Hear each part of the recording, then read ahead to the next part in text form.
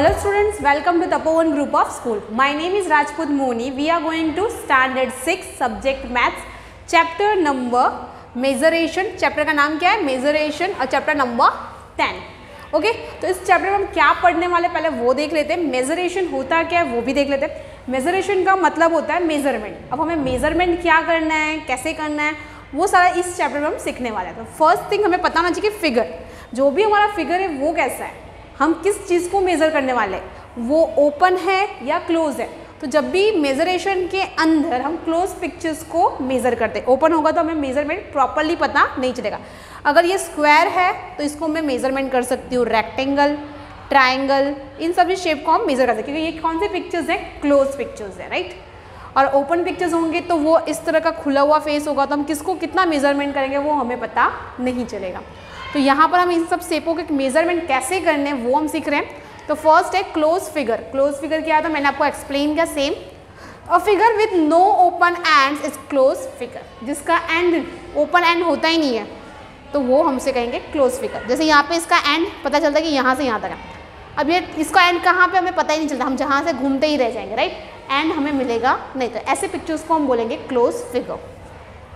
Regular close figure. अब regular close figure कैसा होता है तो a close figure in which all the sides and angles are equal. जिसके साइड्स और एंगल्स इक्वल होते हैं उसे हम कहते हैं रेगुलर. अब रेगुलर मतलब मैंने अगर कहा रेगुलर हेक्सागोन, जो हेक्सागोन की सभी साइड होगा 5 सेंटीमीटर की तो वो सारी 5 सेंटीमीटर की.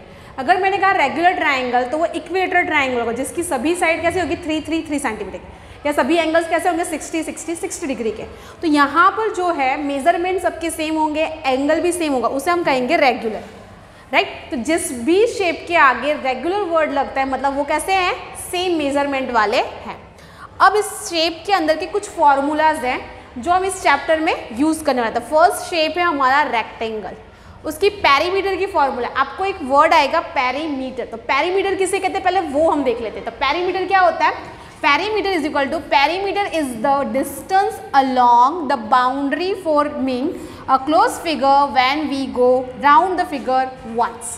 अगर मैंने एक स्क्वायर लिया है, अब इसकी बाउंड्री को मैं घूमती हूँ कंटिन्यू, तो ये मैंने घूम लिया तो ये एक चक्कर कंप्लीट करने का मतलब ये एक पेरीमीटर हो गया, राइट. यहाँ से मैंने स्टार्ट किया, इसकी पेरीमीटर घूमना यहाँ से यहाँ तक, ये एक हो गया. तो इसे हम कहते हैं पेरीमीटर. मतलब हमें ये डिस्टेंस पता करना हो सिर्फ ये साइड वाली तो हम किसका यूज़ करेंगे, पेरीमीटर का यूज़ करेंगे, राइट. तो यहाँ पे पेरीमीटर की फॉर्मूला मैंने लिखी है. सेकंड है एरिया.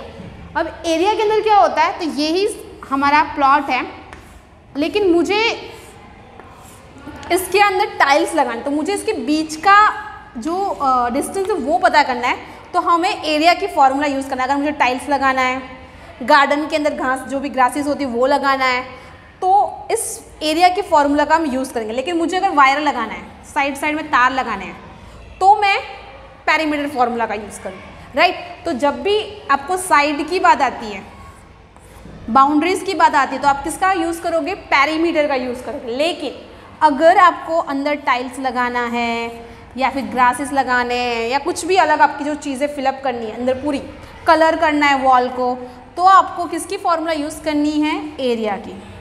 तो यहाँ पे हम दोनों की फॉर्मूला देखने वाले हैं. तो रेक्टेंगल की पेरीमीटर की फॉर्मूला क्या होती है, 2 × L + B.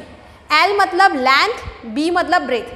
आपका ये रेक्टेंगल शेप है, उसकी लेंथ सेम होती है और ब्रेथ सेम होती है क्योंकि उसकी 4 साइड होती है तो 2 लेंथ और आपके 2 ब्रेथ. तो 2 × L + B ये फॉर्मूला है पेरीमीटर की.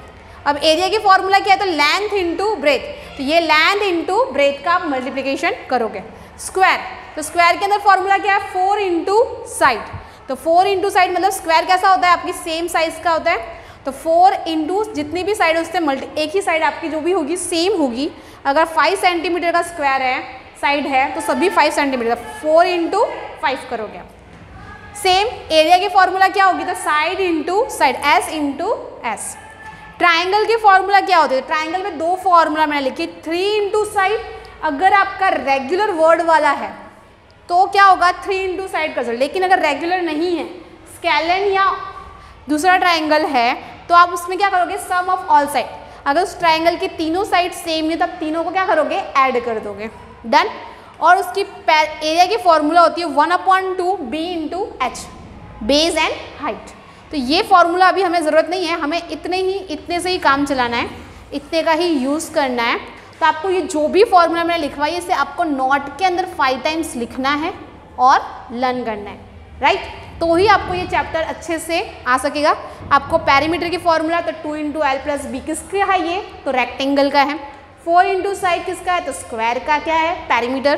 तो आपको ये पता होना चाहिए और आपको लर्न। और आप जब भी ये आंसर लिखोगे उसके पीछे जो भी होगा सेंटीमीटर, मीटर, जो भी होगा उसका स्क्वायर हो जाएगा जब आप एरिया फाइंड आउट करोगे तब, ठीक है। तो ये थी इस चैप्टर की थियोरी। इस चैप्टर की थियोरी के हिसाब से हम आगे सम करेंगे, कैसे फाइंड आउट करना है वो नेक्स्ट वीडियो में देखते हैं। Thank you.